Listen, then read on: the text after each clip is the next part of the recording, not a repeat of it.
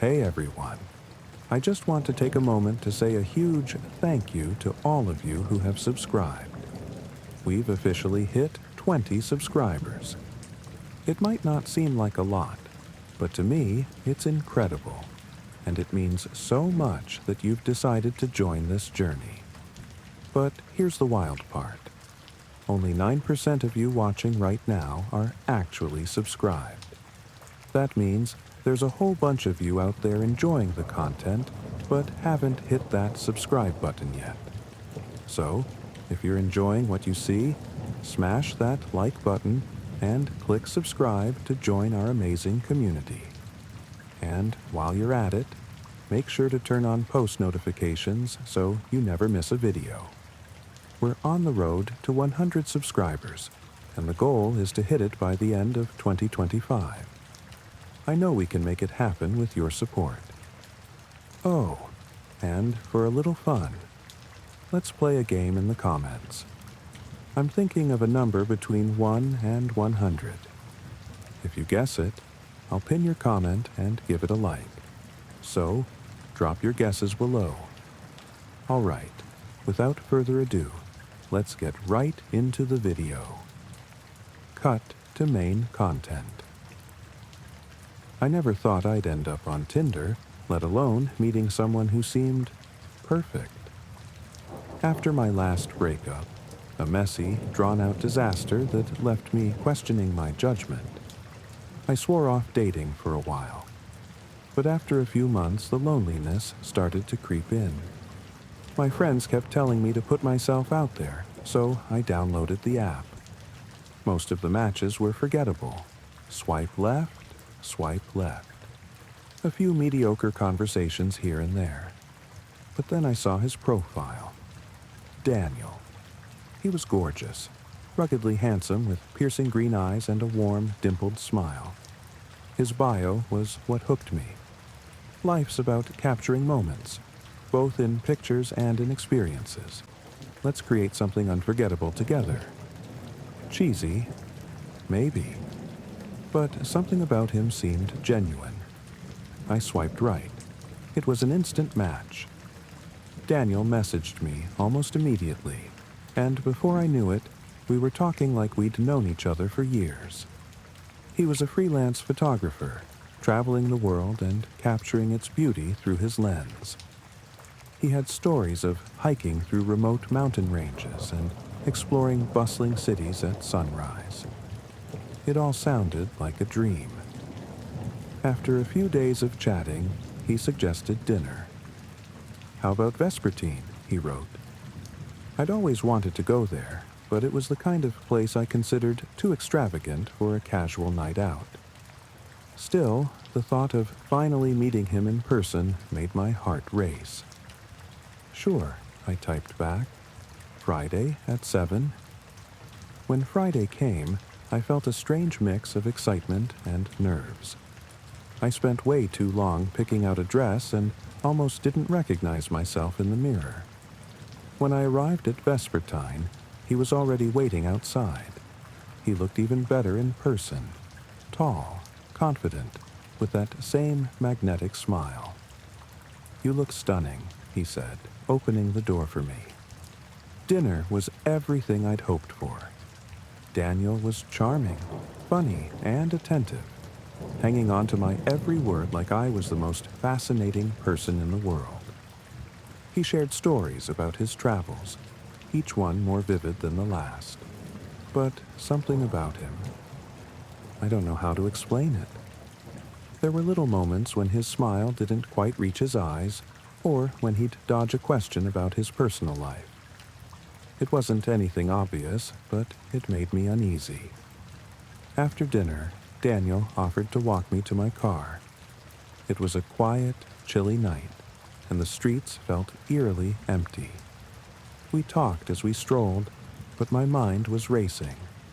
Something about him felt off, but I couldn't put my finger on it.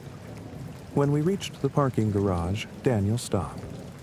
You know, he said, his voice soft but deliberate. It's rare to meet someone like you. Thanks, I said, laughing nervously. I turned to unlock my car, but before I could, I felt his hand on my arm. "Wait," he said, his grip firm. My heart started to pound. Daniel's grip wasn't painful, but it was firm enough to send alarm bells ringing in my head. I turned back to face him, forcing a smile I hoped didn't betray my growing panic. "What's up?" I asked, trying to keep my voice light. His eyes bore into mine, and for the first time all evening, the warmth in his expression was gone. "Can I ask you something?" he said. I nodded, my pulse pounding in my ears. "Do you trust me?" The question hit me like a punch to the gut. Trust him? I didn't even know him. We just met," I said, trying to sound casual. "But yeah, you seem like a good guy." His smile returned, but it was different now. Colder, almost predatory. "That's good to hear," he said. Before I could react, he leaned in closer, his other hand moving toward his pocket. I didn't wait to see what he was reaching for.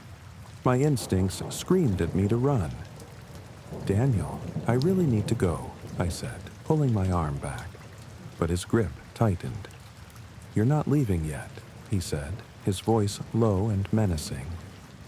Panic surged through me, and without thinking, I swung my purse at him as hard as I could. It caught him off guard, and he stumbled back just enough for me to break free. I bolted toward the garage exit, my heels clacking against the concrete. Behind me, I heard him shout something, but I didn't dare look back. My only focus was getting out. As I ran, I fumbled for my phone in my purse, but my hands were shaking too much to unlock it. "Help!" I screamed as I reached the street, hoping someone, anyone, would hear me. A car was approaching, its headlights slicing through the darkness. I waved my arms frantically, throwing myself into its path. The car screeched to a halt, and the driver, a middle-aged woman, rolled down her window. "What the hell?" she started, but her words stopped when she saw the look on my face. "Please, help me," I gasped. "He's trying to kill me." The woman unlocked her door, and I scrambled into the passenger seat, slamming the door behind me. "Go!" I yelled. She hesitated for a split second, looking past me toward the garage, but when she saw Daniel emerging from the shadows, she didn't need any more convincing. The car sped off, leaving him standing in the middle of the street. I didn't sleep that night. I told the police everything, his name, the restaurant, the parking garage. But when they investigated, there was no trace of him. Daniel had vanished. For weeks, I was on edge, jumping at every shadow and flinching whenever my phone buzzed. I deleted Tinder, blocked unknown numbers, and avoided going out alone. Then, a month later, I saw his face again. It was on the news. The anchor's voice was calm, detached, as she delivered the story. Police have identified the man responsible for the murder of 24-year-old Emily Perez, whose body was found in a wooded area near her home in Milwaukee. The suspect, Daniel Ward, is believed to have fled the state. Authorities warn that he is extremely dangerous and may be targeting other women through online dating apps. I stared at the screen, frozen. The photo they showed was unmistakable. It was him. The same green eyes, the same disarming smile. My stomach churned as the memories came rushing back. The charming conversations, the perfect date, the cold smile when he grabbed my arm. I had escaped, but someone else hadn't. For days, I couldn't shake the guilt. Why hadn't I pressed harder with the police? Why hadn't I done more to stop him? And then, one night, I got a message. It was from an unknown number, and it simply read, "You're lucky. Don't push it." I stared at the screen, my hands trembling. I wanted to believe it was a prank, but deep down, I knew. Daniel wasn't done with me yet, and somewhere out there, he was still hunting. For weeks after I got that message, I barely left my apartment. Every noise outside my window, every shadow in the corner of my eye felt like Daniel was there, waiting. My friends tried to convince me to move on, but how could I? The man who had tried to kill me was still out there, and he knew how to find me. I started carrying pepper spray everywhere and sleeping with a kitchen knife under my pillow. I even installed extra locks on my door. But no matter what I did, I couldn't shake the feeling that I was being watched. One evening, while I was working late on a freelance project, my phone buzzed. I glanced at the screen, expecting another email, but it was a text from an unknown number. Miss me? My heart stopped. I dropped my phone, my hands shaking so hard I could barely pick it back up. I stared at the message, my mind racing. Was it really him? Another text came through. This time, it was a photo. It was me, taken just moments ago through the window behind me. I screamed, scrambling to my feet and pulling the curtains shut. My hands fumbled as I dialed 911. 911. What's your emergency? He's here, I cried. He's outside my apartment. Ma'am, who's outside your apartment? A man. His name is Daniel Ward. He's a killer. Please, you have to send someone right now. The operator tried to calm me down, but I couldn't stop pacing. My mind was a whirlwind of terror. Stay on the line, she said. Officers are on their way. I locked every door and window in my apartment, checking them twice.